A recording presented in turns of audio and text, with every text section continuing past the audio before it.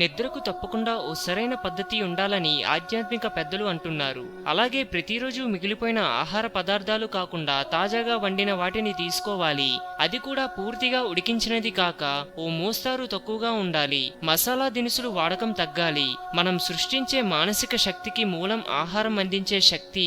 ఈ మూల పదార్థం మెరుగ్గా ఉంటే శక్తి కూడా చక్కనిదై ఉంటుంది.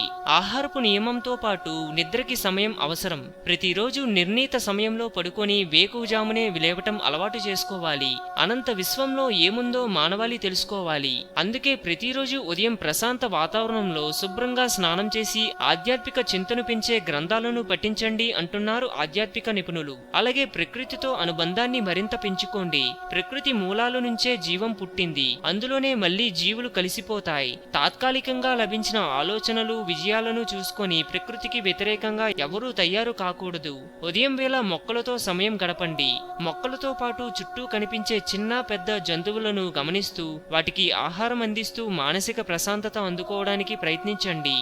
హిందూయిజం గురించి మరెన్నో గొప్ప గొప్ప విషయాలను తెలుసుకోవడం కోసం మా ఛానల్ని సబ్స్క్రైబ్ చేయండి. ఈ వీడియో మీకు నచ్చినట్లయితే లైక్ చేయండి, షేర్ చేయండి.